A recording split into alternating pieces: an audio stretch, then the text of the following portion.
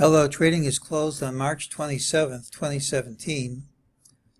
Over the weekend I looked at Friday's trade. I saw a lot of positive signs and only one that was negative. I suppose it would have been nice had I said that because of the conflict, the most likely thing for today would be a gap outside of the day's range, and the next most likely thing would be to close a little change.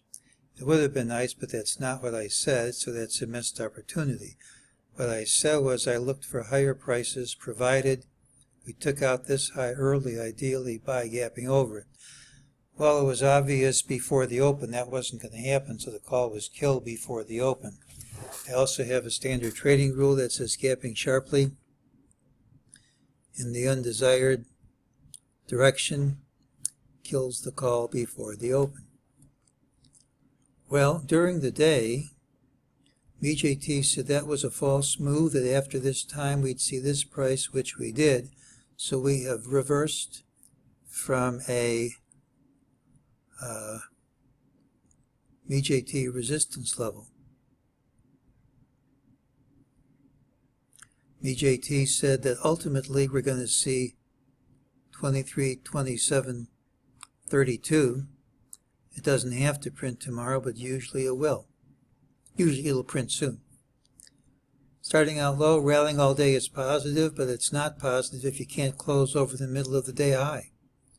So if we go over the middle of the day high early, I don't have anything saying that we have to stop anytime soon. If we're going to drop from here, these highs should hold. I think there's a reasonable case to be made for that happening. If you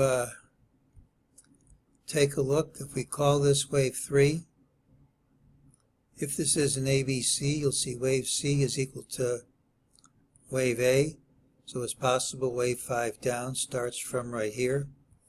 You would like to see wave green C have some kind of relationship to green A. I don't know what that relationship is, but it's interesting that if you set that height equal to 61.8%,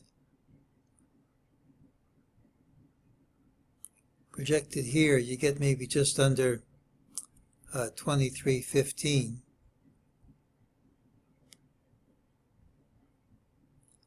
And if you then take the height of what would be wave 5 and compare it to wave 1, you get a pretty good fit. You'll recall we called this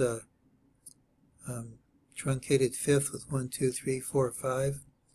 I'm cheating a bit by saying wave B ends here for one, here for the other, but it's an interesting possibility. Whether or not that'll work, I don't know. If that works, it'll be wave 5, and you should look for a reversal at that point. Well, here's your buy signal on your 30-minute chart. The stop is based on closing prices, so we're still on a sequential buy. If you look at the 65-minute chart, we have a bar 13 finishing early, so you're also on a buy. But if we drop first, as I'm thinking might happen, you'll probably get 13 for real. If we hit a low tomorrow in reverse, I would like it because, as you recall, I'm testing out a new system, and the date called by the system was March 28th, which is tomorrow. It's off a day or two. It won't bother me that much. But if this high holds, what I'd like to see is a drop right from the open tomorrow.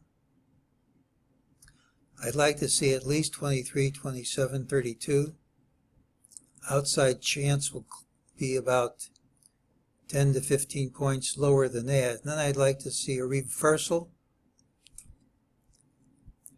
not with a nice move up, not necessarily tomorrow, but soon thereafter, if not tomorrow.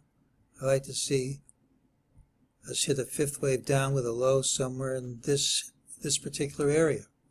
If, on the other hand, we take out these highs early and futures are up as I'm recording this. If that should happen, I don't really have a good prediction. And that's today's call.